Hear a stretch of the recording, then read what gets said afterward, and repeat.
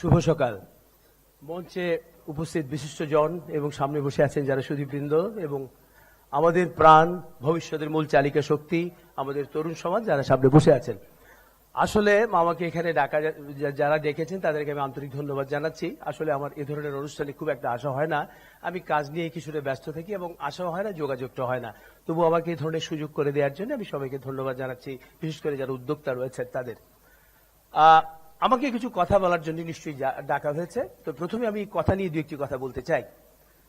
আমি যেহেতু মিডিয়ার সঙ্গে সংশ্লিষ্ট, তো সুতরাং আমি মিডিয়া ওরিয়েন্টেড কিছু কথা বলবো। প্রথম কথা হচ্ছে যে আমরা জানি যে মুখের কথা এবং ধনুকের তীর দুটোই কিন্তু একই রকম, মানে দুটোই যদি বেরিয়ে যায় ওটাকে ফেরানো যায় না।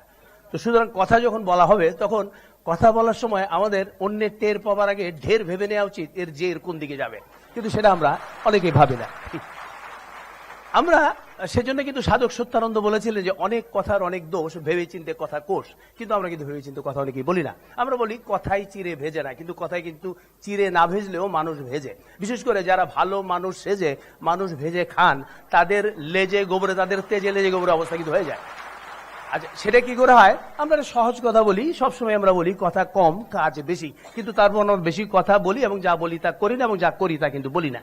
এটাই কিন্তু আমাদের একটা স্বভাবগত চারিত্রিক বৈশিষ্ট্য হয়ে দাঁড়িয়েছে। আমি দু একটি কথা বলতে চাই, এবং এই কথার একটি উৎকৃষ্ট উদাহরণ হচ্ছে ইদানিংকালের, বিশেষ করে স্যাটেলাইট টেলিভিশনের আগমনের পর থেকে আমাদের দেশে একটি নতুন শোয়ের উদ্ভব হয়েছে, যার নাম হচ্ছে টক শো। এখানটা গেলে আমরা দেখতে পাই নানাবিধ কথা হচ্ছে, এবং এক একজনের কথা শুনলে মনে হয় যে এরা বুদ্ধির সরাসরি, এবং দেশে বুদ্ধিজীবীর সংখ্যা বেড়ে গেছে, এবং এরা সব জানতা। পররাষ্ট্রনীতি, রাষ্ট্রনীতি, অর্থনীতি, সংস্কৃতি, নানান কৃতিতে ভরপুর এ ধরনের আমরা কথা শুনতে পাই। তো আমি যুব সমাজকে যারা আছেন এখানে তাদেরকে বলবো যে আমাদের খুব বুদ্ধিজীবী হওয়ার দরকার নেই। আমার এক বন্ধু বলেছিল যে এখন ডিজিটাল যুগ, ভাই আমি কারো বুদ্ধি নিবার জন্য কারো কাছে যাই না, আমার কাছে 3টি পেন ড্রাইভ রাখি, সব হলো 32 জিবি, 64 জিবি আর হচ্ছে 16 জিবি। বুদ্ধিজীবীর বদলে জিবিগুলো থাকে, এগুলোর মধ্যে আমি বুদ্ধি ঢুকে রাখি, এবং যখন দরকার হয় তখন ল্যাপটপে লাগিয়ে নিয়ে আমি ওখান থেকে বুদ্ধি আহরণ করি। তারপরও যদি ঠেকে যাই তাহলে গুগল সাহেবের কাছে চলে যাই, উনি আমাকে হেল্প করেন। তো উনি সবসময় থাকেন আমাদেরকে সাহায্য সহযোগিতা করার জন্য। তো যাকে আমি এবার একটু আমার কথাতে আসি, সময় কম। তো আমার কথা হচ্ছে যে আমি খুব কম কথা বলি, আপনারা হয়তো জানেন, কারণ আমি বছরে 6 ঘন্টা কথা বলি। 365 দিনে আমি 6 দিন প্রোগ্রাম করি টেলিভিশনে। দেশে প্রায় 30-এর অধিক চ্যানেল রয়েছে, এবং বাংলাদেশ টেলিভিশন রয়েছে, সাথে বিডিবি ওয়ার্ল্ড রয়েছে। তারপরও কিন্তু আমার মতো একটি লোক 6টি ঘন্টা অনুষ্ঠান করি, এবং বছরে 6 বার আমি টেলিভিশনে আসি, এবং সে কারণে আবার 6টি ঘন্টা আমার অনুষ্ঠান করা হয়। এবং এই অনুষ্ঠানগুলি আমি করি হচ্ছে প্রান্তিক অনুযায়ী, অর্থাৎ প্রতি 5ম শুক্রবারে একবার করে আমরা এই অনুষ্ঠানগুলো করি। এবং আমরা এই অনুষ্ঠানগুলো করতে গিয়ে আমি বলতে চাই এটাই যে আমরা যে মিলেনিয়াম সহস্রাব্দ যে উন্নয়নের যে লক্ষ্যমাত্রা, এটা বোধহয় আমার অনুষ্ঠানটি স্পর্শ করেছে। পাশাপাশি এই যে এখন যেটা আমরা চলে এসেছি যে সাস্টেনেবল গোল, যেটা টেকসই, যেটা এখানেও কিন্তু আমার অনুষ্ঠানে চলে আসছে। এই টেকসই শব্দটা কিন্তু অত্যন্ত সুন্দর একটি শব্দ। আমি এই জন্যই বলবো যে টেকসই আমার অনুষ্ঠানটি আপনাদের কারণেই 30 বছর ধরে চলছে। সুতরাং কিছুটা বোধহয় টেকসই দিকে যাচ্ছে এখন পর্যন্ত যা দেখতে যাচ্ছি।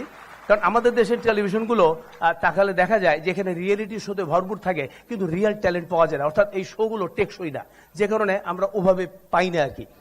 আমরা আমাদের এই অনুষ্ঠানটি করতে গিয়ে দেশের প্রত্যন্ত অঞ্চলে আমাদের ইতিহাস, ঐতিহ্য, সভ্যতা, সংস্কৃতি এগুলোকে তুলে ধরার চেষ্টা করি, এবং বিভিন্ন জায়গায় ঘুরি। এবং যেই ট্যালেন্টগুলো, প্রতিভাগুলোকে সামনে দেখা যায় না, গ্রামেগঞ্জে থাকে, যাদের খুঁজে আনতে হয়, তাদেরকে আমরা খুঁজে আনতে চেষ্টা করি। আমি 2-1টি উদাহরণ দিচ্ছি। যেমন ধরুন গহের আলী, ইনি একজন ভিক্ষুক ছিলেন, যার জীবিকা হচ্ছে ভিক্ষান্ন। তিনি তালের বনদ এবং ফলদ গাছ তিনি লাগাতে পারতেন না, তার অর্থ ছিল না। তিনি তালের আটি সংগ্রহ করতেন বিভিন্ন বাড়িতে গিয়ে গিয়ে ভিক্ষের সঙ্গে, এবং সেগুলো ভীমপুর বলে একটি জায়গা আছে নওগাঁ রাজশাহী সড়কের দুপাশে, সেখানে সেই তালের আটি তিনি লাগাতেন এবং সেই তাল গাছ লাগাতেন। কিসের জন্য? তিনি যখন ভিক্ষে করতে যেতেন তার প্রচন্ড কষ্ট হতো, রোদ থাকতো, সেজন্য ছায়া দরকার, ছায়ার জন্য কোনো গাছ ছিল না। সেই বোধ থেকে তিনি 18,000 তাল গাছ লাগিয়েছেন, এবং সেই তাল গাছগুলো টেকসই। এই জন্য টেকসই, সেই গাছ কিন্তু এখন আমাদেরকে ছায়া দিচ্ছে, পথিক, ক্লান্ত পথিক সেখানে দাঁড়িয়ে কিন্তু ছায়া পাচ্ছেন।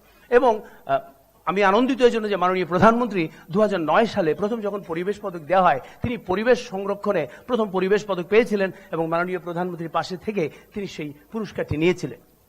এবার আরেকটু উদাহরণ আমি দিতে চাই, সেটি হচ্ছে পলান সরকার। পলান সরকারের নাম আপনারা অনেকেই জানেন, যিনি কিন্তু শহরে কিন্তু মানুষকে বই পড়তে উদ্বুদ্ধ করেনি। শহরের থেকে গাড়ি দিয়ে বাড়ি বেরিয়ে তা নয়, কিন্তু গ্রামে গ্রামে হেঁটে হেঁটে 30 কিলোমিটার পথ হেঁটে হেঁটে তিনি বিভিন্ন জায়গায় বই দিয়েছেন, যুব সমাজকে উদ্বুদ্ধ করার জন্য, জ্ঞানের আলো বিকিরণ করার জন্য তিনি বই দিয়েছেন। এবং সেই বইগুলো এবং যাদের পড়া শেষ হয়ে গেলে তিনি সেই বইগুলো ফেরত আনতেন। এবং সবচেয়ে বড় কথা, 2011 সালে এই পলান সরকার কিন্তু আমাদের প্রচার কল্যাণে তিনি 21 পদক পেয়েছিলেন। এবং 2014-তে 20 সেপ্টেম্বর ইম্প্যাক্ট জার্নালিজম ডেতে সারা পৃথিবীর বিভিন্ন পত্রিকাতে তার উপরে স্টোরি হয়েছিল এবং তার উপরে প্রতিবেদন ছাপা হয়েছিল। এই সেই পলান সরকার, কিন্তু তাকে কিন্তু আমাদের কেউ খুঁজে বের করেনি। আমরা চেষ্টা করেছিলাম খুঁজে বের করতে। আমি আরেক দুই একটি উদাহরণ দিতে চাই। ছোট্ট একটি ছেলে, তার নাম হচ্ছে হালিম। তিনি 3 বার গিনেস বুক অফ ওয়ার্ল্ড রেকর্ডসে তার নাম লিখিয়েছেন এবং তাকে আমরা দেখিয়েছি। সে কিন্তু তরুণ, তার বয়স হচ্ছে 22 বছর এবং সেভাবে তিনি একের পর এক সাধনা করে গেছেন, কোনো স্পন্সর পাননি, তারপরও চলে গেছেন। এবং আমরা আরেকটি নাম বলতে চাই, আমি নিশাত এবং মুহিত, তাকেও আমরা দেখিয়েছি। এবং আমি অত্যন্ত ভাগ্যবান, এই মুহিত নিশাত যাবার আগে আমাদের কাছে এসেছিলেন এবং আমরা বলেছি যতটুকু পৃষ্ঠপোষকতা করা দরকার আমরা চেষ্টা করব। এবং তারা, আমি অত্যন্ত ভাগ্যবান যে এভারেস্টের চূড়ায় আমাদের ইত্যাদির লোগোটা নিয়ে গিয়েছিলেন। আমি এখনো সেজন্য অত্যন্ত আনন্দ বোধ করি নিজেকে। এরপরে ধরুন রয়েছে গ্রিন সেভার্স।